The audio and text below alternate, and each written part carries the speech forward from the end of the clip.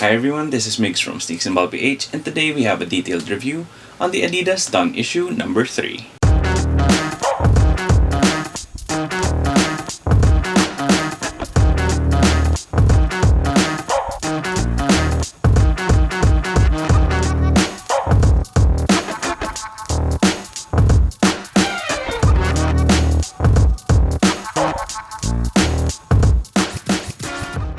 Before we get started, if you do like the video, please make sure to leave a thumbs up down below.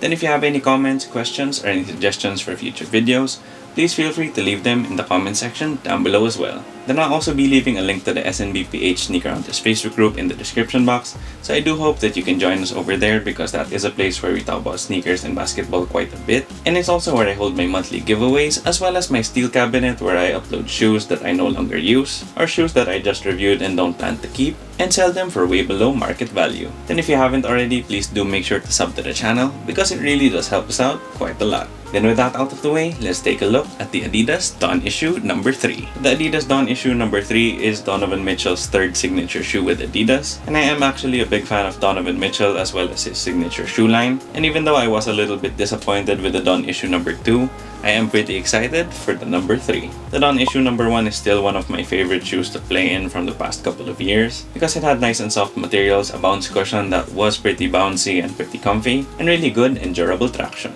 The Adidas DON Issue number 2 on the other hand had pretty decent traction, but I just felt like the materials on those could have been softer, and the light strike cushion that they used on that was pretty thin and kinda underwhelming. The DON Issue number 2 was also not as good looking as the DON Issue number 1 in my opinion, and though this brand new DON Issue number 3 also looks a bit quirky, I still do think it looks better than the DON Issue number 2. Donovan Mitchell did debut the DON Issue number 3s in the NBA playoffs. I mean, he did miss Game 1 versus the Memphis Grizzlies because of injuries, but once he came back for Game 2, he was on an absolute tear. He did average close to 30 points in their series versus the Grizzlies, and in the West semis versus the Clippers, I think he even took it up another notch because he averaged around 35 points per game for the series, and he was just completely tearing up the Clippers. And I was definitely bummed out when the Clippers beat the Jazz because Donovan Mitchell was just spectacular the whole postseason. And he did all he could to will his team to victory. It's just, Rudy Gobert was a minus 24 in Game 6, so if I were to put the blame on anyone, it would be him and the coach Quinn Snyder.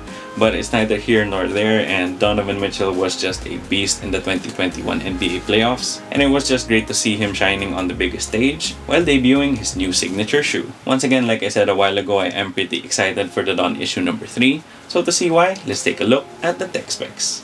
Starting off with the traction, the DON Issue number 3 has a web pattern on the outsole, and the outsole is mostly composed of this translucent rubber, but you also do have some portions of solid rubber here at the heel as well as underneath the ball of the foot. This net-like pattern on the DON Issue number 3 is something we've seen before because we have seen it on the DON Issue number 2, we've seen it on the Harden Volume 5, and we've also seen it on the Adidas Next Level. I did try these out on my wood floors here at home, and it does seem pretty grippy, so I'm definitely really excited to take these out on court because I think the traction will be really good. The rubber on the outsole also feels pretty hard, so I think for this shoe it's actually gonna be pretty good for outdoor use. And by the way, just an update, I am getting my second dose of the vaccine today, so I'm definitely excited that I can go back to doing performance reviews for you guys because for the past few months I wasn't really getting any court time because I really just wanted to get fully vaccinated first before going back to the gyms or the courts. Then moving on to the cushion, the DON Issue number 3 has a full-length light strike midsole. The light strike on the previous model, the DON Issue number 2, was a little bit underwhelming, and I think it's mostly because the light strike on those was super thin, which really didn't give you a lot of impact protection as well as any bounce. I did already try these on a few times, and I can definitely say that it's better than the DON Issue number 2's, and it actually feels pretty similar to the light strike on the Dame 7. Probably still needs a little bit of break-in time because it doesn't feel as bouncy as I would like it to be, but normally that is the case with light strike as per my experience with the Dame 6 and the Dame 7. So hopefully once I start getting these on court, it starts getting more comfortable and more bouncy and feel pretty close to the Dame 7 or the Dame 6.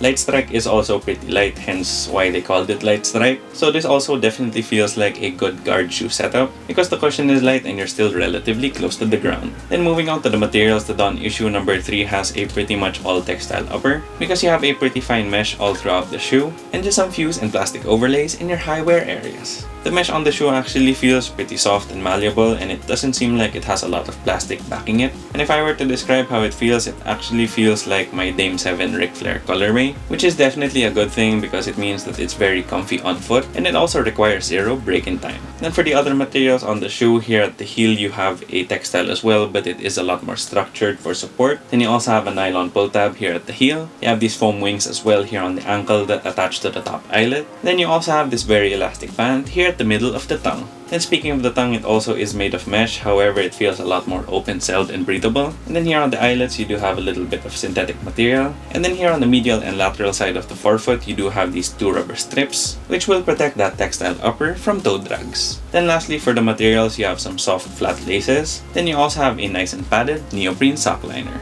Oh, and I almost forgot to mention, but here at the ankle collar you have a little bit of a different material, because instead of that mesh you have a very velvety feeling textile that's almost satiny. So that's definitely very interesting because you don't really see that often in basketball shoes. So overall, for the materials on the DON Issue number 3, they aren't really premium. I mean, they're not Flyknit, they're not Primeknit, they don't make use of leathers and suedes, but they are pretty soft and don't require any break-in time, and just feel really comfy on foot. Then for fit and sizing, I did go true to size with the DON Issue number 3, and it actually fits me really well. The sizing on the DON Issue line is a bit confusing, so when I was checking these out on site, I was definitely pretty scared that getting my size 10 would have been a mistake, but it actually fits me nicely, so that's what I would recommend. There is a tiny bit of extra length on the shoe though, but everywhere else it fits perfectly. I mean, the width is perfect. And then here at the ankle and heel, the lockdown is really good. So what I would recommend is that if you have a narrow foot or a normal width foot, go true to size. And then if you have a wide foot, I think the upper is pretty forgiving, so you might be able to go true to size. But my only concern for wide footers is that there is a bungee here at the midfoot, so I'm not really sure if that would be able to stretch out enough if you were a wide footer and went true to size. So for wide footers especially, I do recommend that you try these out in store if you can, because I think personally for wide footers you can either go true to size or up half a size. Then for the aesthetic details, this launch colorway of the DON Issue number 3 is pretty quirky, but it definitely has been growing on me ever since I got the shoe in. Starting off with the outsole, it is mostly that translucent rubber. However, you do have those portions of solid rubber, and here at the heel it's this light blue, and underneath the ball of the foot, it's a light orange. Then here at the midfoot, you have a small cutout with some clear plastic. And here you have a pretty quirky detail, and I hope it picks up in the camera, but you actually have some emojis. And I'm not really 100% sure about this, but I think this is the first signature shoe I've ever seen that had emojis on it. And I guess it's just a reflection of the time we're in because, you know, Twitter, Instagram, and Facebook are just everywhere. So I guess it was just a matter of time until we got emojis on a signature basketball shoe. Underneath that plastic though, since it is transparent and the outsole is translucent, you can actually see the torsional support of the shoe, and the interesting thing about this is it actually goes from underneath your foot up to the cushion here on the lateral side. It is pretty cool how they made this piece because not only does it give you torsional support here at the midfoot, but it also gives you lateral support here at the midsole. That support piece does have a cartoon graphic, and it actually has a gradient from this light bluish green, some purple to orange. Then here at the toe of the shoe, you do have some rubber that comes up, and here you have Donovan Mitchell's signature, and it also says created with Donovan Mitchell. For the light strike midsole on the shoe, it is all white, and here at the heel you have your light strike branding.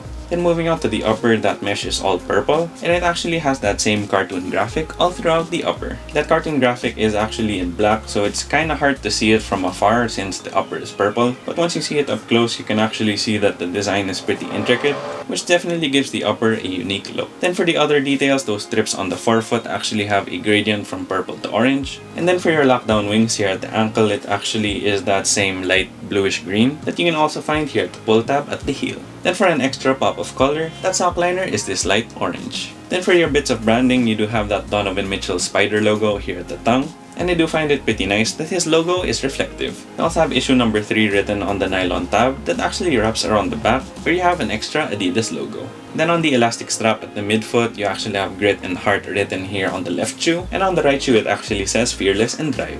Here at the back tab, you also have some other details, and I'm not really sure what these are, but it might just be addresses. But if you do know what these mean, please do comment in the comment section down below. Then for the last aesthetic detail, you do have these light orange 3 stripes, which are here on the lateral side of the heel. Then for the overall aesthetics, I think the DON Issue number 3 is an acquired taste, because the shape of the midsole is pretty chunky looking, and you have that sort of support piece on the side, and the shape of the upper is also pretty unique, so that might turn some people off in terms of the aesthetics. I have grown to like the shape and the overall aesthetics of the shoe though ever since I got these in hand, and I definitely think that on feet, these don't look half bad. The only nitpick I do have with the shoe in terms of the aesthetics is that I wish those ankle wings were purple as well, because I don't really like how it stands out against the upper. Then for the price, the DON Issue number 3 retails for 5,800 pesos here in the Philippines, or $110 US. I really do like the price on the DON Issue number 3 because it is cheaper than the Dame 7 and is also much cheaper than the Harden Volume 5. These have released here in the Philippines on July 1 and they're available on the Adidas website. For the US market, on the other hand, these are releasing on July 10 and they will be available on the Adidas site as well. So there you have it guys, that was my detailed review on the Adidas DON Issue number 3. Once again, if you haven't already yet, please make sure to subscribe to the channel and click that bell icon for notifications. It would help us out a lot. Here's Sneaks and Ball, PH.